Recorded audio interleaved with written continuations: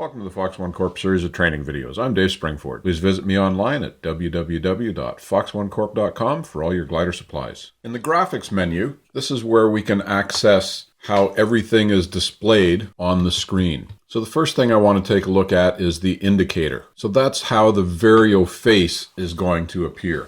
And we can change most of the things in this menu. So the Vario needle, when we're in Vario mode, what do we want the needle to show? Well, we want it to show Vario. When I'm in speed command, I want the needle to show me speed command.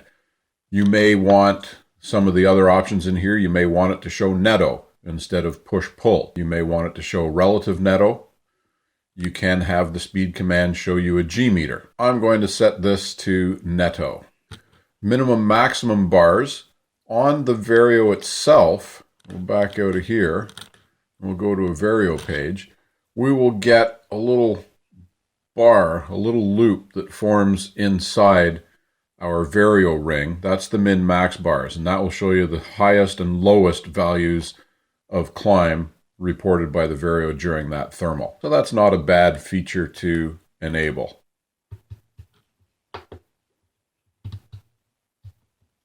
So back into indicator where we were. So max min bar, we'll set that to Vario. As we saw in another video, there's a red diamond on the screen. That right now is set to show the average Vario. That's how I like to leave it set. We have the MacCready enabled. That was the blue triangle on the screen. And we have the thermal. That was the green T. Both of those are enabled, so they will show on the screen at all times. Cursor style, we have options on the size of the needle or the cursor. That's the Vario indicator. So we can have a small thin line, we can have a small wedge, and we can have a large wedge. I'm going to leave it by default at the medium size. On the Vario scale, we can set this to non-linear, or we can set it to linear.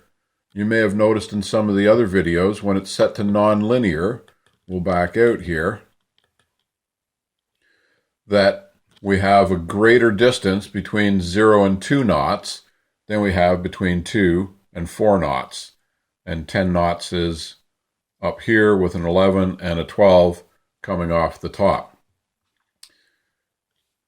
If we go back to our graphics menu and indicator,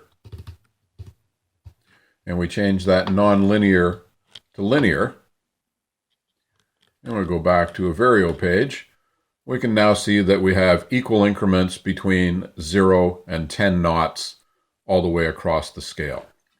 Flying in areas where it's weaker and you have to fly down and hunt for thermals at the low end of the range in the 1 to 2 knot range, it can be useful having that non-linear scale so that you can see better deflection for the low values.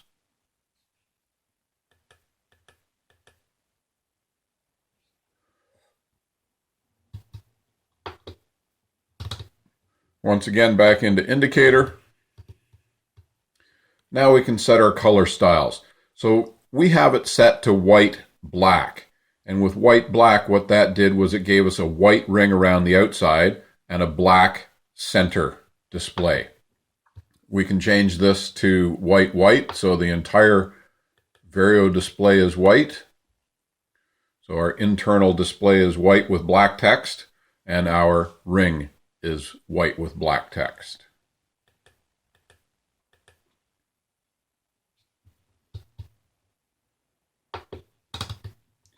Back into indicator again, and we'll set this to black white. So we'll have a black outer ring and a white inner screen.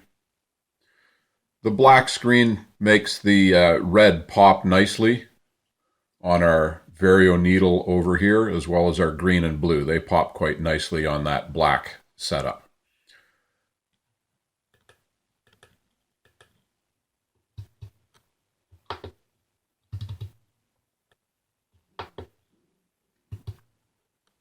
I think probably my favorite is to set this to black, black.